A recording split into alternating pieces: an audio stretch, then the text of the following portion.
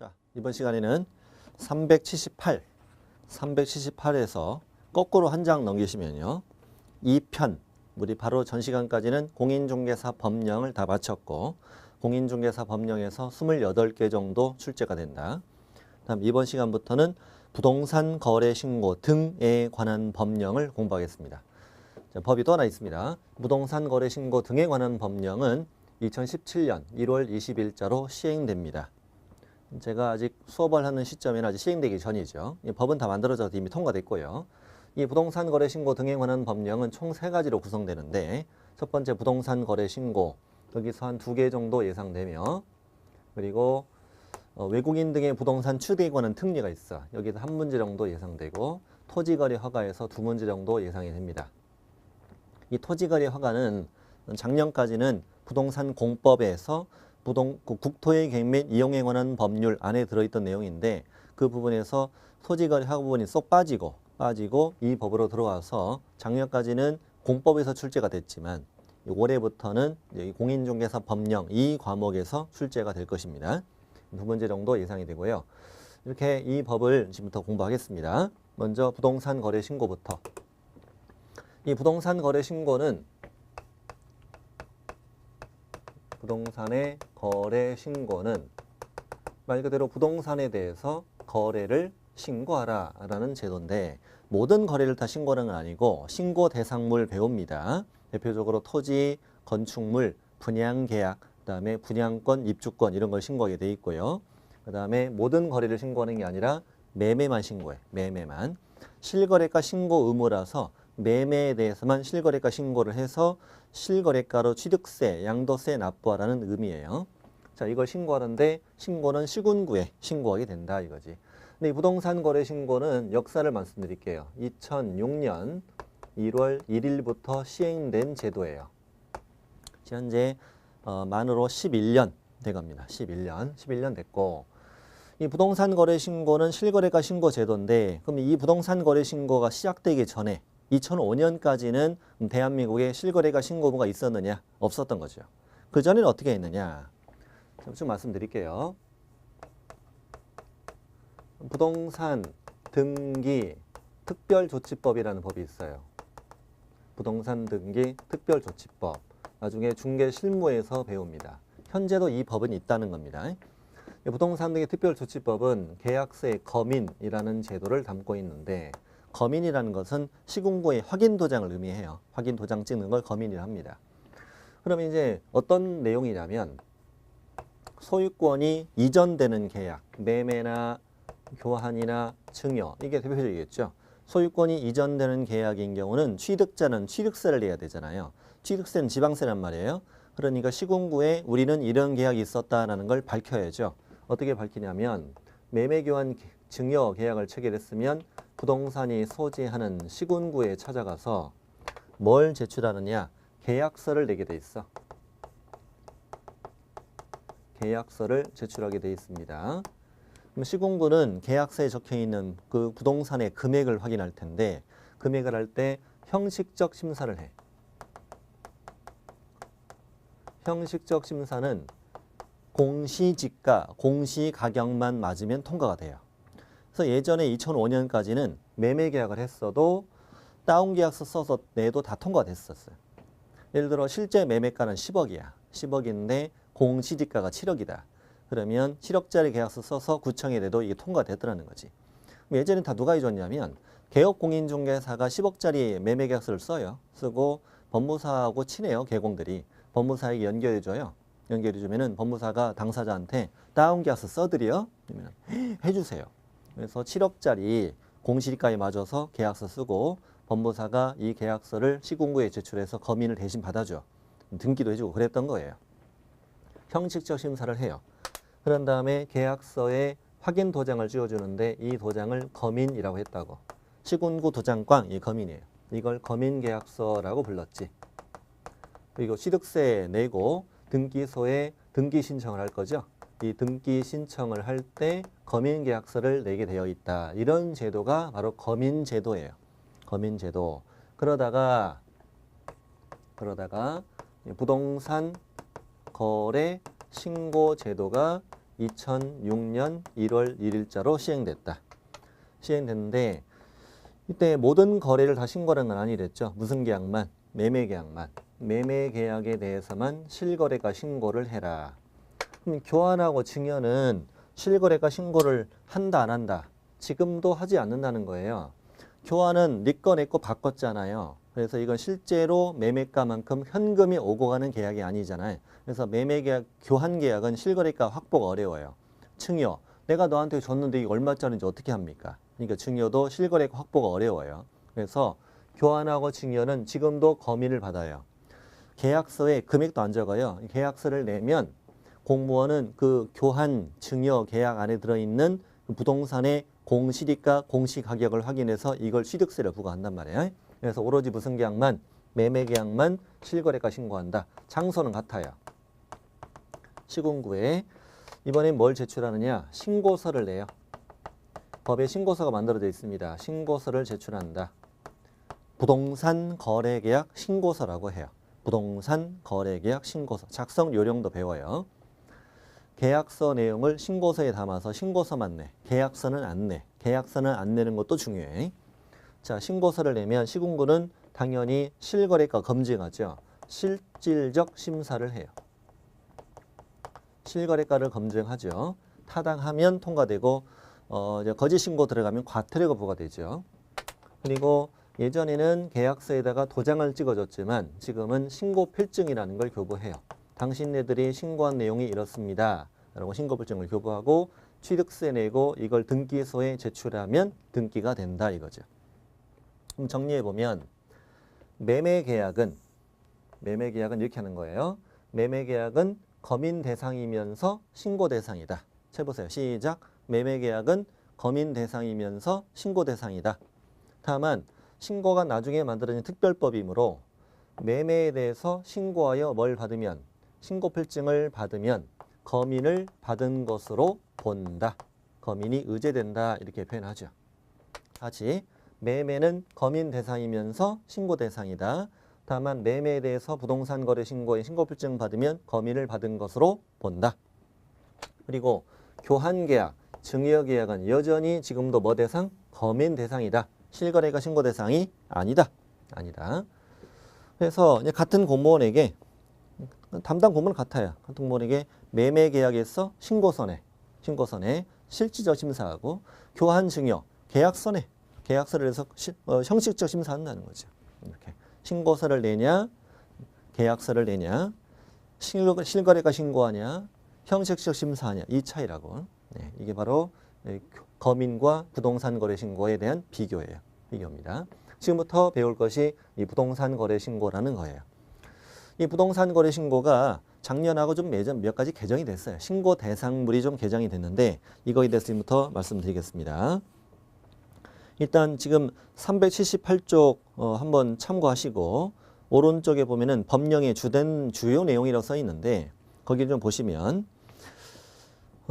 작년까지는 이름이 부동산 거래 신고에 관한 법률이라고 했어요. 이름이. 지금은 이름이 바뀌었죠. 부동산 거래 신고 등에 관한 법률 이렇게 바뀌었어요. 자, 부동산 거래 신고 법률 또 외국인 토지법이라는 법은 폐지됐어요. 폐지되고 부동산 거래 신고와 외국인의 토지 취득 신고 허가 또 국토의 개민 이용에 관한 법률상 토지거래 허가 제도를 통합해서 부동산 거래 신고 등에 관한 법률이라는 걸 만들게 되었다는 거예요. 그래서 밑에 그림처럼 부동산 거래 신고, 외국인의 토지 취득 신고, 그다음에 공법에 있었던 토지거래 허가 이게 합쳐져서 하나의 법은 만들어졌다. 외국인 토지법이라고 있었어요. 작년까지는. 외국인 토지법도 우리 시험범위에 들어갔었는데 어차피 외국인 토지법이 없어지고 이 법으로 들어왔기 때문에 뭐 전체 우리 공부할 양이 늘어난 건 아니죠. 늘어난 건 아니에요. 다음 밑에 이제 실거래가 신고 대상이라고 써 있는데 법 시행 전에는 이랬고 이 법이 만들어지기 전에는 작년까지는 이랬고 그리고 이제 380조 올해부터는 이렇게 되었다 써 있는데 참고하시면 되고 현재 기준으로 우리 공부하면 되는 거니까 굳이 다 읽어볼 필요 없어요. 밑에 있는 내용 이런 내용들이 새로 신설되었다 이런 얘기예요. 신설되었다는 얘기고 공부하면서 알게 됩니다. 381쪽 갑니다. 재정 목적. 자, 법의 1조 목적 한번 읽고 지나갈게요. 이 법은 부동산 거래 신고, 부동산 거래 등의 신고 및 허가에 관한 사항을 정하여 건전하고 투명한 부동산 거래 질서를 확립하고 국민 경제에 이바지함을 목적으로 한다. 읽고만 지나가시면 되겠고, 밑에 이제 용어의 정의 떠 있는데 용어의 정의는 다음 페이지 가서 공부하겠습니다. 382. 자, 부동산 거래의 신고라고 써 있습니다. 참고하시고 밑에 참고하시고 383 맨 밑으로 갑니다. 신고 대상과 신고 의무자. 지금부터는 이제 이 부동산 거래 신고를 공부하겠습니다. 여기부터 공부하시면 됩니다. 그냥.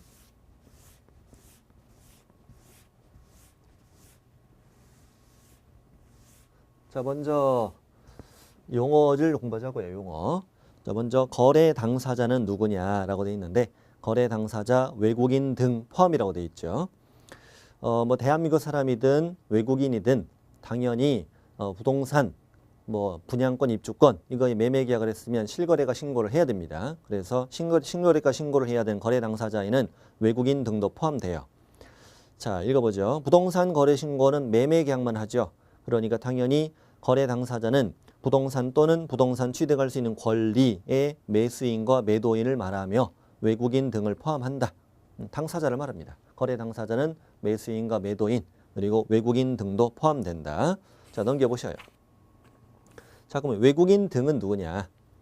외국인 등이란 다음에 해당하는 개인, 법인, 단체를 말한다. 동그라미 치세요. 개인도 있고 법인도 있고 단체도 있다. 자, 외국인 등도 당연히 대한민국 안에 부동산을 취득하는 매매 계약을 했으면 부동산 거래 신고를 해야 됩니다. 그래서 외국인 등을 보는데 자, 1번 대한민국 국적을 보유하고 있지 아니한 개인. 당연하죠. 당연합니다. 자, 2번 외국의 법령에 따라 설립된 법인 또는 단체다. 그렇죠. 그렇습니다. 3, 4, 5번 묶으세요. 동그라미 3, 4, 5 묶어서 왼쪽에다가 필기할게요. 왼쪽에 생략된 말이 있거든요. 3, 4번 왼쪽에다가 대한민국 법에 따라 설립된 법인 또는 단체 이렇게 쓰세요. 대한민국 법에 따라 설립된 법인 또는 단체. 자, 대한민국 법에 따라서 우리 대한민국 안에서 설립된 법인이나 단체예요.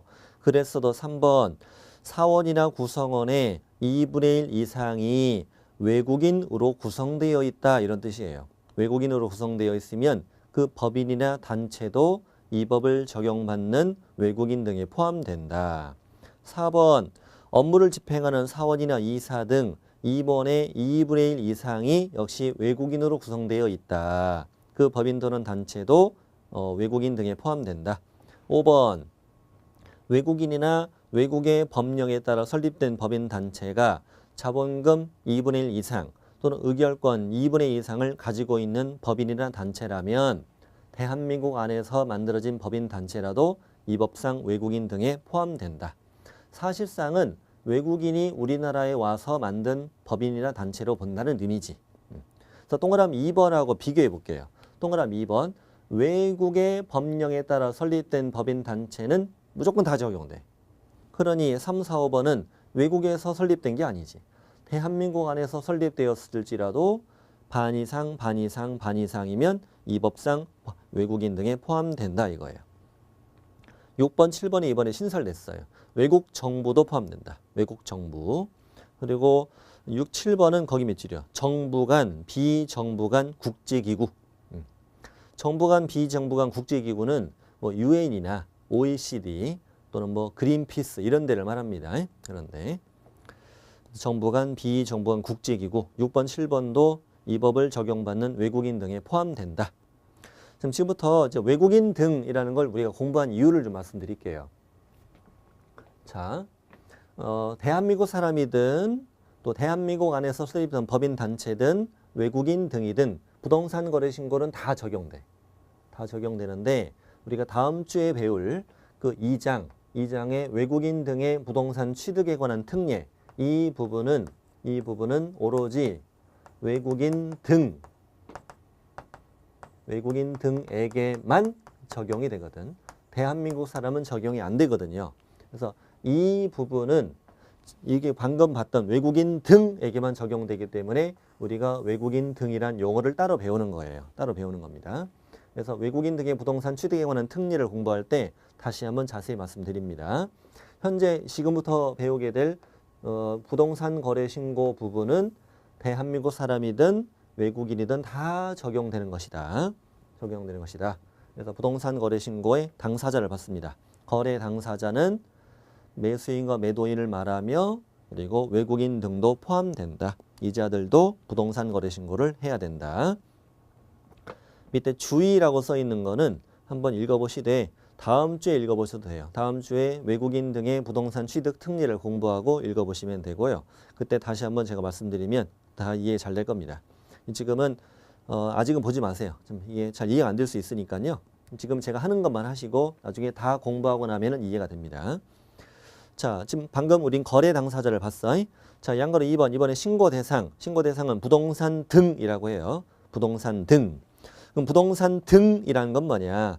부동산 또는 부동산을 취득할 수 있는 권리를 말한다. 자, 그러면 밑에 부동산이 있고 반가로 1번. 오른쪽 페이지는 부동산을 취득할 수 있는 권리가 있지. 이걸 묶어서 우린 부동산 등이라고 한다고. 이게 바로 신고를 해야 되는 물건이에요. 신고를 해야 되는 물건. 자, 그러면 다시 왼쪽으로 가서 부동산은 뭐냐? 토지와 건축물을 말한다. 근데 우리 매매만 신고한 됐죠? 그러니까 토지의 매매계약을 신고해라. 또 건축물의 매매계약을 신고해라 이 말이에요. 자, 대한민국의 모든 토지, 모든 건축물의 무슨 계약은 매매계약은 부동산 거래 신고해야 된다. 이게 바로 부동산이고 그 건축물은 미등기 건물, 무허가 건물을 따지지 않아요. 자, 오른쪽이 이제 중요합니다. 부동산을 취득할 수 있는 권리. 이거는 분양권 같은 걸 말하는 거예요. 그럼 분양권이면 현재 그 부동산이 아직 없잖아요. 그 부동산을 취득할 수 있는 권리죠. 자, 결론부터 말씀드리면 주택 분양권, 상가 분양권, 택지 분양권을 다 신고해야 돼요. 작년까지 부동산 거래 신고 개정되기 전까지는요. 즉 2017년 1월 20일 전 1월 19일까지는 주택 분양권, 주택 입주권만 신고했어요. 상가 분양권, 택지 분양권은 신고하지 않았어요. 안 했다가 신고 대상으로 포함됩니다. 이번엔. 그래서 박스 안에 들어있는 걸 전부 다 신고하라는 얘기예요. 거기다가 공급계약, 분양계약도 신고해야 돼요. 분양계약. 보통 분양계약 같은 경우에는 그 거짓 신고하기 어렵거든요. 예를 들어 아파트 분양가 얼마 딱 정해져 있잖아요. 정해져 있는데 101호는 3억에 신고하고 102호는 3억 1천에 신고하고 이거 말이 안 되잖아. 분양가를. 그런데 이 분양 금액을 거짓 신고하는 경우도 종종 있었더라. 어떤 경우냐면 전체를 다 거짓 신고해버리는 거예요. 예를 들어 뭐 상가 건물인데 그 분양가를 전부 다 거짓 신고를 해. 낮춰서 신고해. 취득세를 덜 내려고. 높여서 신고해. 높여서 신고하는 경우는 이제 대출 같은 걸 많이 받으려고. 그래서 분양 금액까지 거짓 신고 경우도 있었더라. 안 되겠다. 우리 공급계약도 신고하자. 이번에 신설된 거예요. 공급계약. 분양계약을 공급계약이라고 그래. 다음에 7가지 법률에 따른 부동산에 대한 공급계약이다. 분양계약을 신고하라는 얘기입니다. 밑에 7가지 법률을 기억을 하셔야 돼요. 자, 주택법, 도시및 주거환경 정비법, 주택법하고 도시및 주거환경 정비법 우리 공법 시간에 배우시죠. 그다음에 건축물 분양에 관한 법률, 이거는 상가 분양에 관한 법이에요. 상가 분양에 관한 법을 건축물 분양에 관한 법률이라 하고, 택지개발 촉진법, 이건 택지 분양에 관한 법이겠지. 자, 도시개발법, 우리 공법 시간에 배우시잖아요. 신도시 개발할 때 적용되는 법, 도시개발법. 공공주택에 관련된 공공주택특별법. 또 산업입지 및 개발에 관한 법률은 살짝 뭐라고 메모하시냐면 산업단지 또는 농공단지라고 생각하시면 돼요. 그렇게 적으시면 돼요.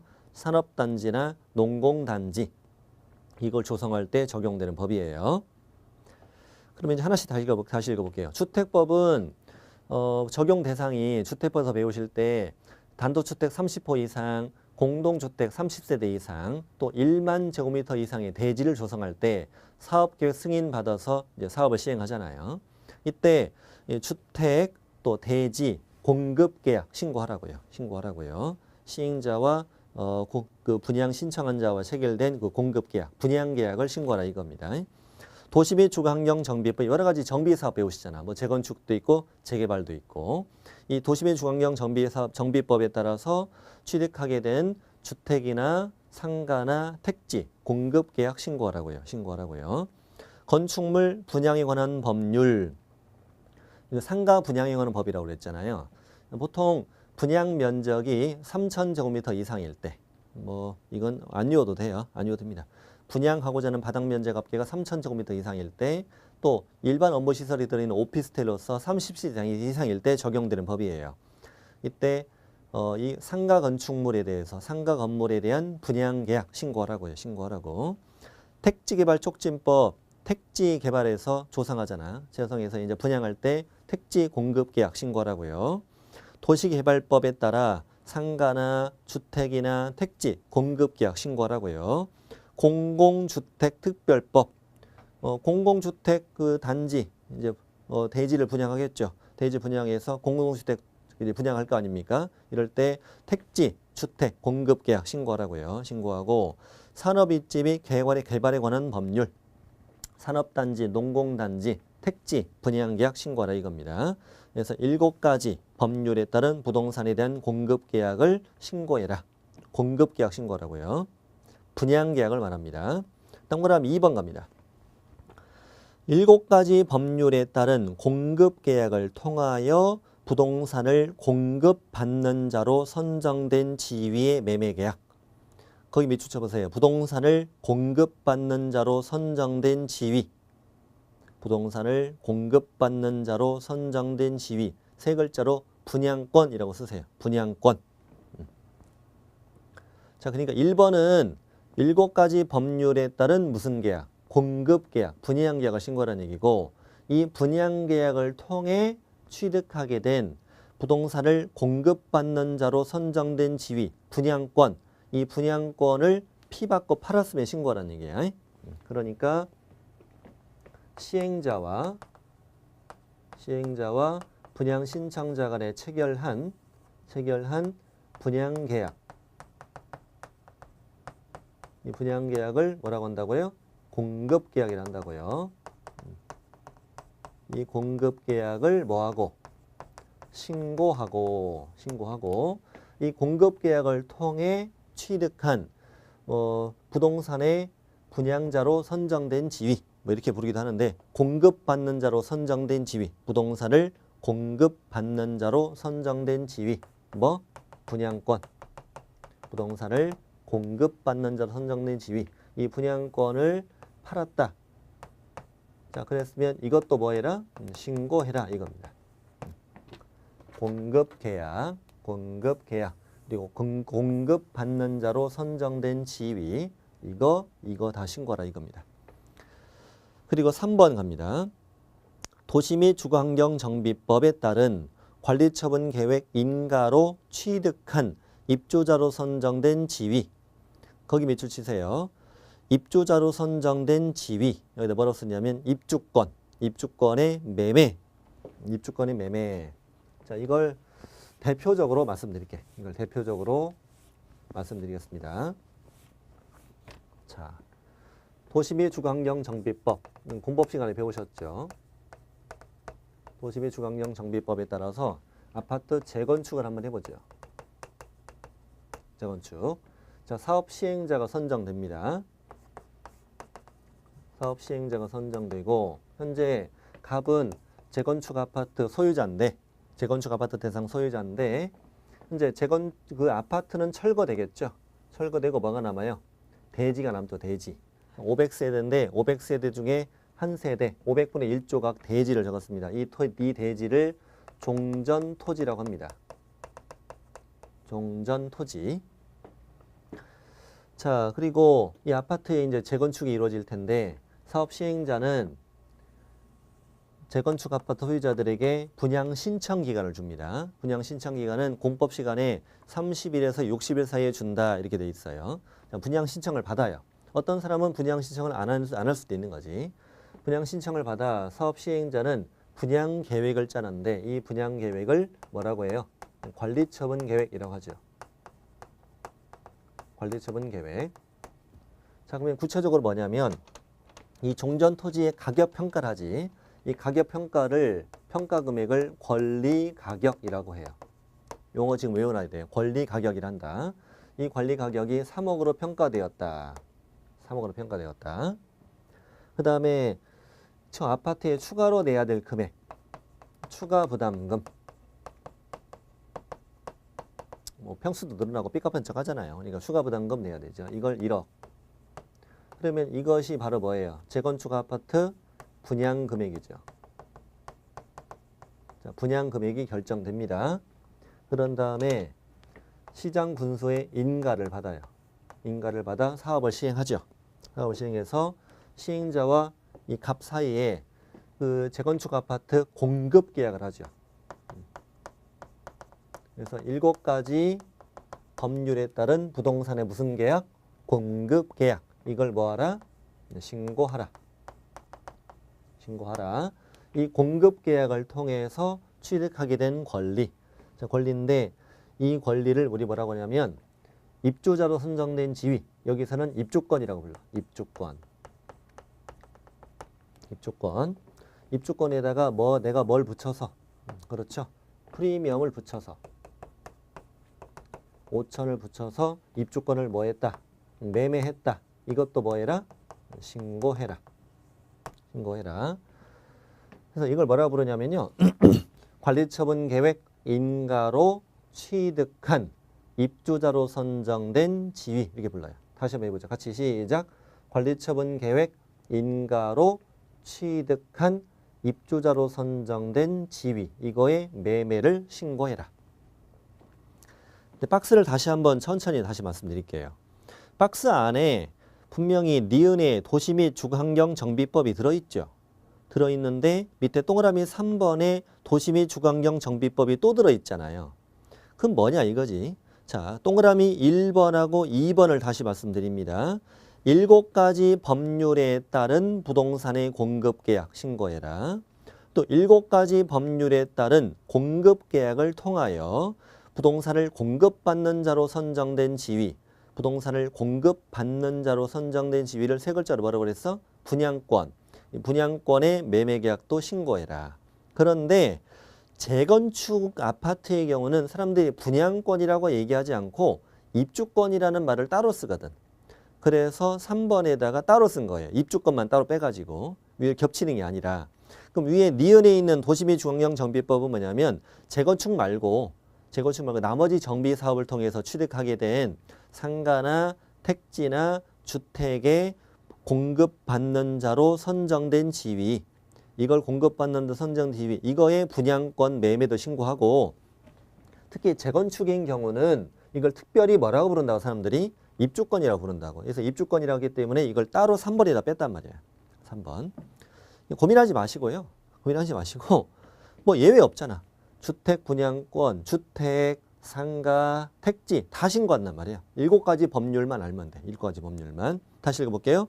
주택법 또, 도시 및 주거환경 정비법 또, 건축물 분양에 관한 법률 또, 택지개발 촉진법, 그리고 도시개발법 또, 공공주택 특별법 또, 산업입지 및 개발에 관한 법률. 7가지 법률에 따른 공급계약 신고해라. 이걸 통해 부동산을 공급받는 자로 선정된 지위 매매 신고해라. 특히 재건축일 때는 이걸 뭐라고 부른다? 입주권. 그래서 관리처분 계획 인가로 취득한 입주자로 선정된 지위 매매도 신고해라. 고민할 필요 없습니다. 전부 다 신고한다. 전부 다. 이게 이 부동산 거래 신고에 관한 부동산 거래 신고 등에 관한 법령 2017년 1월 20일 시행 전에는 오로지 주택법, 주택분양권, 그리고 정비법, 주택입주권 이걸로만 한정됐단 말이에요. 상가 분양권 신고 안 했고 택지 분양권도 신고 안 했단 말이에요. 근데 지금은 다 신고하니까 헷갈릴 것이 없어요. 오히려 전에가 더 어려웠지.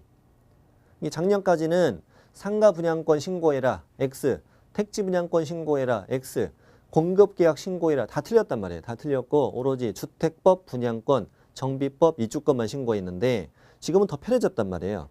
7가지 법률에 따른 토지, 상가, 주택, 공급계약 다 신고하고 이 공급계약을 통해 부동산을 공급받는 자로 선정된 지위, 분양권 다 신고하고 그리고 정비법에 따라 관리처분계획 인가로 취득한 입주자로 선정된 지위도 다 신고해라. 이렇게 된 거지. 자, 그래서 7가지 법률을 기억하시면 된다. 암기하는 방법은 천천히 말씀드릴게요. 나중에. 자, 그다음에 주의 보시면은 주의. 공인중개사법의 중개대상물에 임목, 광업재단, 공장재단 있었잖아요. 이건 신고대상이 아니다가 자주 시험에 나와요. 자주. 예를 들어 공인중개사법령상 중개대상물은 모두 신고대상이다. X. 자, 됐습니다. 그래서 전체 다시 보면 부동산 또는 부동산을 취득할 수 있는 권리, 이거를 우린 부동산 등이라 한다. 자, 부동산 등은 부동산 또는 부동산 취득할 수 있는 권리인데 부동산은 뭐다? 토지와 건축물, 이거의 매매를 신고해라. 또 부동산 취득할 수 있는 권리는 7가지 법률 다시 읽어보죠. 주택법, 도시및주거환경정비법, 또 건축물 분양에 관한 법률, 또 택지개발촉진법, 또 도시개발법, 또 공공주택특별법, 또 산업입지 및 개발에 관한 법률에 따른 부동산의 무슨 계약? 공급계약 신고하고 이 공급계약을 통해 부동산을 공급받는 자로 선정된 지위, 분양권 신고하고 정비법에 따라 관리처분계획 인가로 취득한 입주자로 선정된 지위, 입주권도 뭐해라? 신고해라. 끝. 보충학습은 참고하세요. 이 신고 대상물질이 중요한 거예요. 중요한 거고. 그 다음에 386 맨 밑에 신고 대상 계약. 무슨 계약만 신고한다? 오로지 매매 계약만 신고한다. 주의, 교환, 증여 다 X. 거민 대상, 임대차 X, 경매 다 X입니다. 다 X. 이런 건 신고 대상 아니에요. 부동산 거래 신고 아니다. 오로지 매매만.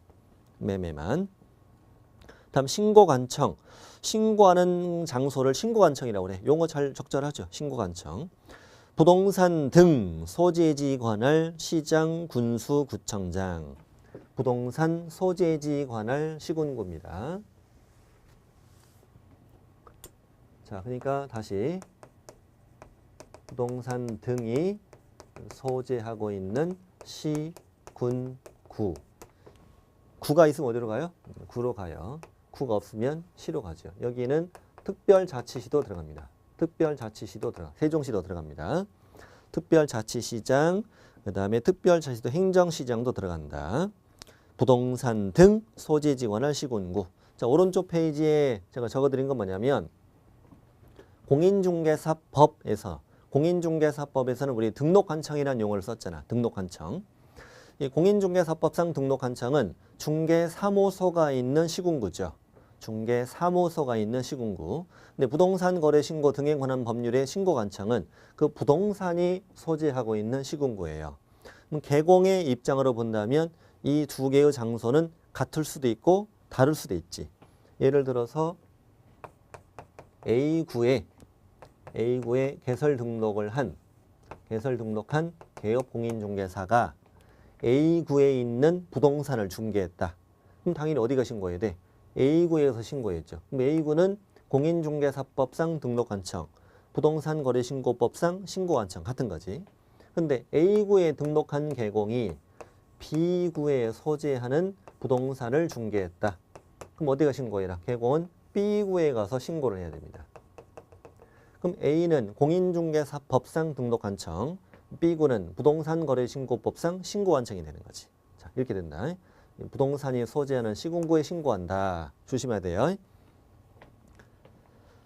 자, 개업공인중개사가 중개한 경우에 그 중개사무소 소재지 관할 등록관청에 신고해야 된다 하면 틀려요? 틀립니다. 부동산이 소재하는 신고관청에 신고해야 됩니다. 자, 신고기한은 언제부터? 계약 체결일부터 60일이래. 계약일부터 60일입니다. 잔금일부터가 아닙니다. 계약일부터 60일. 계약으로 신고할 때는 늘 계약일부터예요. 출발점이. 그리고 부동산 거래 신고를 아직 하지 않은 상태에서 계약이 무효 취소 해지되었다면 거래 신고하지 않아도 됩니다. 자, 신고 의무자 중요합니다. 뒤로 가시고 자, 388페이지입니다. 반가로 1번 제목 보세요. 거래 당사자가 뭐 했다? 직거래를 했다. 그렇지. 매매계약 당사자가 직거래일 수도 있잖아. 직거래했다. 반가로 2번 당사자 일방이 국가 등인 경우, 이번에 신설됐습니다. 국가 등인 경우. 반가로 3번 중개거래인 경우. 이 세 가지로 나뉩니다. 다시 올라갑니다. 거래 당사자 간에 직거래를 했다 이겁니다. 자, 읽어보죠.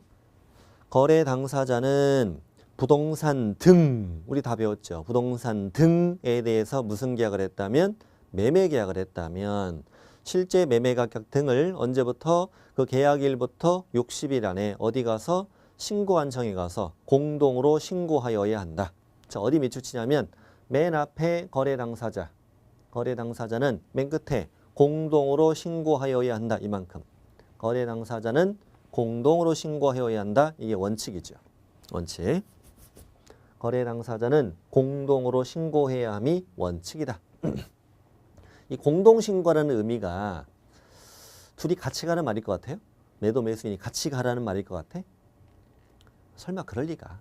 그럴 리가 아니고. 두 사람 얼굴 다 봐야 되는 건 아니잖아요. 두 사람이 같이 가란 말은 아니에요. 신고서에 공동으로 서명 날인한다는 말이 좀 이따 나와요. 신고서에 공동으로 사인하는 거지 둘이 같이 가란 말 아니에요. 신고 의사가 둘이 들어가는 얘기지.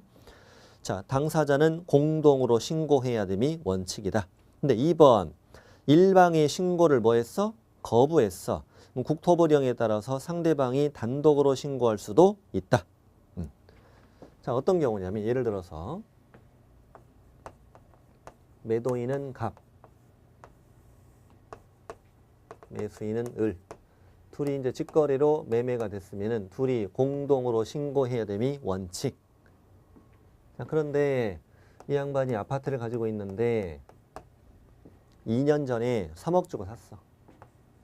현재 1가구 1주택 2년 보유하면 비과세 없다면서요. 4억에 매매가 됐거든요. 비과세, 양도세, 비과세. 그 사실을 을도 알죠. 을이 갑한테 부탁해요. 있잖아. 세금 안 내잖아. 세금 안 내니까 이거 우리 5억짜리 계약서 한 장 더 써가지고 5억에 좀 신고 좀 해주면 안 될까? 이렇게 부탁을 해. 왜 5억에 왜 높여서 신고하죠? 업계약서? 당장은 취득세를 좀 더 내지만 나중에 단기간에 되팔았다. 5억에 되팔았다면 양도 차익이 없으니까 양도세가 없잖아요. 이런 꼼수죠. 그 사실을 공인중개사 공부하고 있는 갑도 알죠. 갑도 알죠. 그래서 그러지 마. 거짓 신고하다 걸리면 큰일 나. 네? 거짓 신고하다 걸리면 과태료가 5%에 달해. 자, 4억의 5%는 2천만 원이에요. 과태료가 2천만 원씩 받는단 말이에요. 싫어. 내가 뭘 좋다고. 싫어. 그랬더니 을이 공부해? 나도 작년에 좀 공부했어. 좀 한 2달 좀 하다 말았는데 내가 다시 공부해야 되는데 부탁해 좀 해줘봐. 좀 해줘봐. 그랬더니 갑이 싫어. 그랬더니 을이 갑한테 내가 그러면 복비 내줄게. 복비 0.4 160만 원 기분이야. 내가 복비 내줄게. 그랬더니 갑이 이게 한 500 좀 모를까. 그랬더니 을이 저런 디런 놈. 나 신고 안 해. 내가 신고를 뭐 했어? 거부해 버렸어. 내가 원하는 대로 해줄 때까지 나는 신고를 안 할 거야. 이렇게 거부한 거죠. 그랬더니 갑이 속으로 확실히 공부를 하다 만에는 좀 다르구나. 나는 거기까지 배웠는데 나 혼자 단독으로 신고할 수도 있다. 이런 얘기입니다. 원칙은 둘이 공동으로 신고해야 되지만 한 사람이 거부하면 상대방이 단독으로 신고할 수도 있다. 다음 2번 당사자 일방이 국가 등이다. 자, 1번 당사자 중 일방이 국가, 지방자치단체, 또 대통령령이 정하는 자, 묶어서 국가 등이라 하자. 국가 등인 경우는 국가 등이 신고하여야 한다. 그럼 대통령령이 정하는 자는 뭐냐? 공공기관 운영에 관한 법률에 따른 공공기관 체크하시고 그 다음 니은은 지방직영기업, 지방공사, 그 다음에 지방공단 이런 데를 말합니다. 이런 데가 국가 등. 자, 동그라미 3번 잘 보세요. 당사자 중 일방이 국가 등인 경우는 국가 등이 단독으로 신고해야 되고 다른 일방은 신고무가 없습니다. 그렇죠. 당연하죠. 국가 등에 신고하면 되는 거니까. 이거 거짓 신고할 이유가 없잖아요. 자, 이건 말고 지나면 됩니다. 국가 등인 경우는 국가 등에 신고하여야 하고 상대방은 신고 의무가 없다고 아예. 자, 밑에 중개거래인 경우 중요하죠. 자, 개업공인중개사가 공인중개사법에 따라 거래계약서를 작성 교부하였다. 그럼 누가 신고해라? 해당 개업공인중개사가 신고하여야 한다. 이 경우 공동으로 중개를 했으면 공동으로 신고해야죠. 당연히. 개공 둘이 공동 중개했으면 공동 신고해야죠. 동그라미 2번 중요합니다. 개공이 신고 의무자라면 거래 당사자는 신고 의무가 없다. 아예. 그래서 이어지는 문장 조심합니다. 개업공인중개사와 거래 당사자가 공동으로 신고해야 한다. X. 개공과 당사자가 공동으로 신고해야 한다. 틀립니다. 당사자는 신고 의무가 아예 없다. 없다. 자, 그래서 신고 의무자 다 봤습니다. 신고 의무자 봤고, 자, 지금까지 했던 내용을 정리해보죠. 총 정리해봅니다. 일단 거래 당사자가 누굽니까? 거래 당사자 매수인과 매도인 그리고 외국인 등도 포함된다. 외국인 등 아까 쭉 배우셨죠. 그 다음에 신고 대상은 부동산 등이라고 하는데 이건 부동산 또는 부동산을 취득할 수 있는 권리를 말한다. 자, 부동산은 토지와 건축물. 자, 부동산 취득할 수 있는 권리는 7가지 법률이 뭐예요? 주택법, 또 도시 및 주거환경 정비법, 또 택지개발 촉진법, 또 뭐가 있었어요? 도시개발법, 또 건축물 분양에 관한 법률, 또 공공주택 특별법, 산업입지 및 개발에 관한 법률, 7가지 법률에 따른 부동산의 공급계약. 이 공급계약을 통해 부동산을 공급받는 자로 선정된 지위 분양권, 또 정비법에 따른 관리처분 계획 인가로 취득한 입주자로 선정된 지위 입주권. 이거를 신고해라. 매매를 신고해라. 무슨 계약만? 매매만. 계약일부터 60일 안에 부동산이 소재하는 시군구 신고관청에 가서 신고하는데 직거래에서 공동신고 원칙 거부하면 상대방이 단도신고할 수 있다. 국가 등이 일방이면 국가 등이 신고해라. 상대방은 신고 의무가 없다. 개공이 중개했으면 누가 신고해라. 개공이 신고해라. 당사자는 신고 의무가 없다. 여기까지 온 겁니다. 자, 그러면 신고사항도 시험에 종종 뜹니다. 자, 부동산 또는 부동산 취득할 수 있는 권리에 대한 매매계약에 대해서 신고해야 될 사항은 다음에 8가지와 같다. 8가지를 신고해야 된다고. 8가지를 한번 읽고 이해를 해보고 그 다음에 암기를 하겠습니다. 먼저 매수인, 매도인의 인적사항. 당연하죠. 매수인과 매도인 인적사항. 뭐 이거 어떻게 비밀로 합니까? 자, 2번 계약일을 신고해야 되는 이유는 뭐죠? 계약일을 신고해야 되는 이유. 계약일부터 60일 안에 들어왔느냐 확인하는 거지. 계약일부터 60일 안에 들어왔는지. 중도금 지급일 있으면 신고하고, 잔금 지급일 취득세 신고 납부해야 되니까 신고하고. 자, 3번 3, 4, 5 묶어보세요. 3, 4, 5. 자, 제가 있는데 몇 줄 쳐봐요. 소재지, 지목. 소재지와 지목. 4번의 두 번째 줄 종류. 5번은 면적. 자, 소재지, 지목, 그 다음에 종류, 면적. 종류와 소지면 이렇게 외우세요. 뭐라고요? 종류와 소지면. 그 다음에 6번 실제 거래 가격 당연합니다. 조건이나 기한이 있으면 그 조건이나 기한도 신고해야 됩니다. 8번은 개공이 중개한 경우에만 들어갑니다. 개공의 인적사항과 중개사무소 개설 등록 행한 사항도 신고해야 됩니다. 그 인적사항은 뭐 인적사항이고요. 중개사무소 개설 등록에 관한 사항이라는 것은 뭐 개공의 사무소 소재지, 명칭, 등록번호 이런 걸 신고하게 돼 있습니다. 신고서에 적는 내용입니다. 이게 다 8가지 신고사항인데 8가지를 종종 묻는다고요. 그래서 암기를 하겠습니다. 어떻게 암기하느냐? 자, 한쪽 위에다가 적겠습니다. 자, 거래 당사자는 늘 들어가죠. 인적사항. 거래 당사자 인적사항 들어갑니다. 거래 당사자가 라면을 끓여.